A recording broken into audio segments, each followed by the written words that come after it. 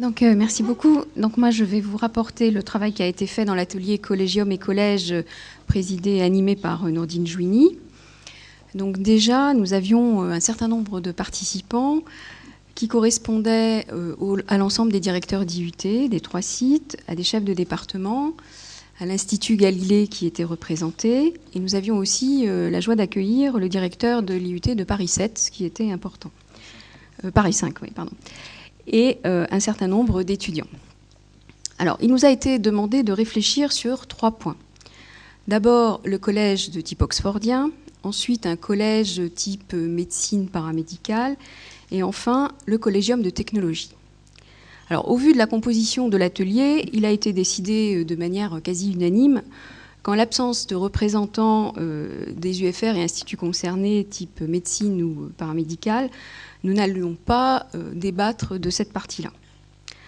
En ce qui concerne le collège oxfordien, alors, il a été rappelé qu'à l'origine, cette proposition visait à favoriser l'intégration d'étudiants de bon niveau ou de haut niveau qui, pour des raisons d'environnement, n'auraient pas pu envisager d'accéder à l'université.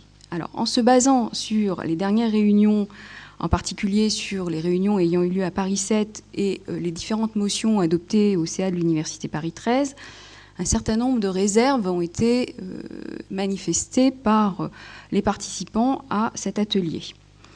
D'abord, il existe déjà une sélection dans les filières qui sont éventuellement dans ce collégium, c'est-à-dire les filières IUT et ingénieurs, voire également dans les filières à double cursus. Et il semblait donc inutile aux participants de cet atelier de rajouter un mode de sélection supplémentaire. Ensuite, l'absence de clarté réelle sur le mode de financement a levé un certain nombre de questionnements. D'autre part, il semblait important aux différents participants de préserver la possibilité d'accéder à l'université au sein de filières généralistes de type classique. Ce qui fait que l'atelier a principalement débattu de la problématique du collégium technologique. Alors, dans le cadre du projet Général IDEX, le collégium technologique avait pour vocation de permettre un espace de collaboration entre les structures du PRES Sorbonne Paris Cité, qui comprennent, je vous le rappelle, 5 IUT, 3 écoles d'ingénieurs, ainsi que des UFR. Il a été évoqué plusieurs points. Le périmètre du collégium, ses interactions avec les composantes de l'université et du PRES, la gouvernance, les modes de financement, ainsi que l'adossement recherche. Au niveau de la question du périmètre, cette question a été centrale dans les débats de l'atelier, l'objectif étant, pour l'ensemble des participants, de fournir à nos étudiants une cohérence de parcours qui va de Bac+1 à Bac+5 à minima, permettant ainsi de trouver une ordre de formation complète qui soit visible, accessible au sein du PRES, et d'éviter ainsi ce qu'on constate tous actuellement, l'inscription de nos étudiants à l'extérieur du PRES, faute de formation visible.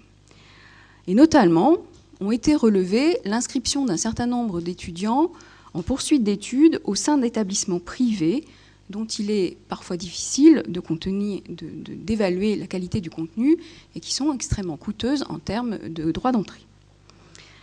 Alors, un document a été élaboré par les directeurs d'IUT et donc a permis d'enrichir la discussion et de proposer non seulement une école universitaire d'ingénierie, mais également une école universitaire de management qui pourrait répondre aux besoins exprimés en formation tertiaire. Alors, comment se reconnaître dans ce collégium ? Se reconnaîtraient dans ce collégium technologie des formations qui répondraient aux critères suivants, une interdisciplinarité et une approche par compétences et orientée vers le métier. Donc cette approche, elle est pour l'heure celle des IUT et des écoles d'ingénieurs, mais, et le groupe de travail insiste sur cet aspect, il est nécessaire d'ouvrir à toute composante désireuse d'intégrer cette structure. Ça peut être des masters professionnels, ça peut être d'autres formations issues du PRES. En particulier, par exemple, a été manifesté un désir au niveau du master environnement de Paris 7. De la même façon, les participants ont bien insisté sur la nécessité de préserver l'intégrité des formations au sein des structures, tout en favorisant la mise en place de passerelles entre les formations, à la fois au sein du collégium et au sein de l'université. Il n'apparaît donc pas dans cet atelier, il est extrêmement clair qu'il n'apparaît pas la volonté pour ce collégium de technologie de concurrencer ou de remplacer des formations existantes.